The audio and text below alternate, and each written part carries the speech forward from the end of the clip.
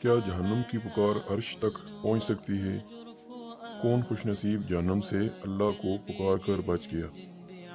حضرت جبرائیل علیہ السلام نے جہنم کی گہرائیوں میں کیا سنا؟ کیا جہنم میں مومنین کے لیے امید ہے؟ کس کو جہنم سے بچایا گیا اللہ کو پکارنے پر؟ کیا جہنم میں مومنین کے لیے امید ہے؟ جانے اس ویڈیو میں۔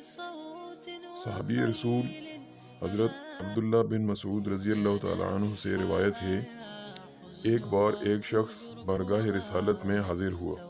عرض کیا، یا رسول اللہ صلی اللہ علیہ وسلم، کیا کوئی ایسا مومن بھی ہے جو جہنم میں باقی رہ جائے گا؟ آقا صلی اللہ علیہ وسلم نے فرمایا، ہاں، ایک شخص جو جہنم کے گہرے گھڑے میں ہوگا اور اونچی آواز سے یا حنانو یا منانو پکار رہا ہوگا۔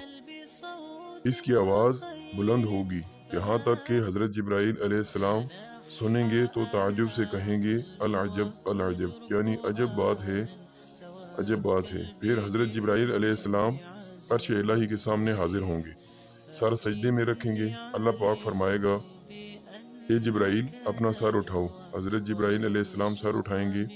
اللہ پاک فرمائے گا، اے جبرائیل تم نے کیا عجیب چیز دیکھی؟ جبرائیل علیہ السلام عرض کریں گے، یا اللہ میں نے ایک آواز سنی، کوئی شخص جہنم کے گہرے گھڑے میں ہے اور یا حنانو یا منانو کہہ کر پکار رہا ہے۔ اللہ پاک فرمائے گا، اے جبرائیل مالک اس کے پاس جاؤ، انہیں کہو وہ بندہ جو حنان یا منان پکار رہا ہے اسے جہنم سے نکال لاؤ۔ مالک جہنم کے فرشتے کا نام ہے۔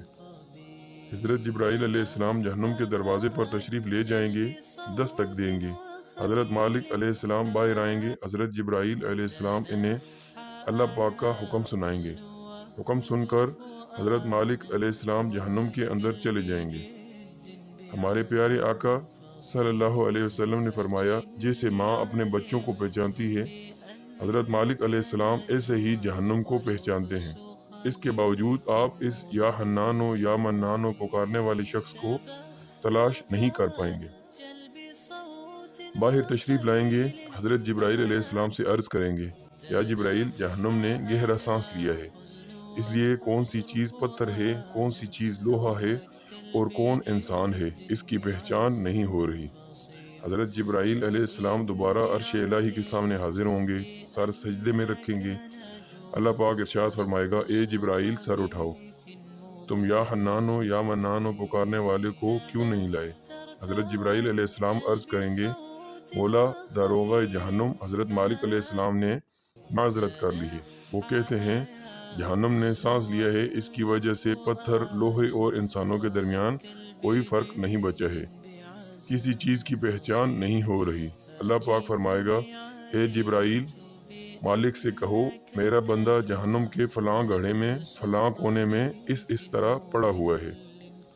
حضرت جبرائیل علیہ السلام دوبارہ جہنم کے دروازے پر جائیں گے، حضرت مالک علیہ السلام کو یا حنانو یا منانو پکارنے والے کا پتہ بتائیں گے۔ حضرت مالک علیہ السلام جہنم کے اندر جائیں گے تو دیکھیں گے کہ ایک شخص ہے، اس کے پاؤں اس کی پیشانی کے ساتھ اور ہاتھ گردن کے ساتھ بندھے ہوئے ہیں اور جہنم کے سانپ بچھو اس کے ساتھ لپٹے ہوئے ہیں۔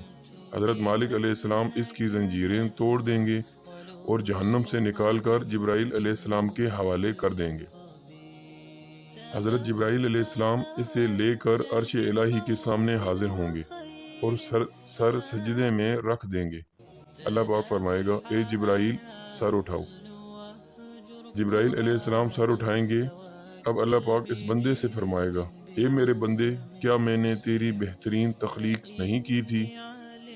کیا میں نے تیری طرف رسول نہیں بھیجے تھے؟ کیا ان رسولوں نے تمہیں میری کتاب نہیں سنائی تھی؟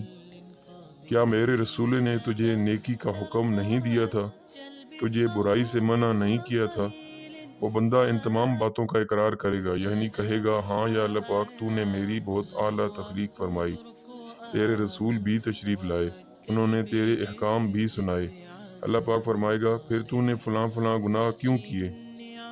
بندہ عرض کرے گا، یا اللہ میں نے اپنی جان پر ظلم کیا، جس کی سزا میں مجھے جہنم میں ڈال دیا گیا، اس کے باوجود میری امید نہ ٹوٹی، مجھے تیری رحمت سے امید تھی، اس لیے میں یا حنانو یا منانو پکار رہا۔ بولا تو نے اپنے فضل سے مجھے جہنم سے نکالا ہے، یا اللہ پاک اب مجھ پر رحم فرما۔ اللہ پاک فرمائے گا اے فرشتوں گواہ ہو جاؤ، میں نے اس بندے پر رحم کیا اور اسے معاف کر دیا۔ یہ واقعہ شرح مسند ابی حنیفہ صفحہ 20 سے 24 تفسیر ابن کثیر سے نوٹ کیا گیا ہے۔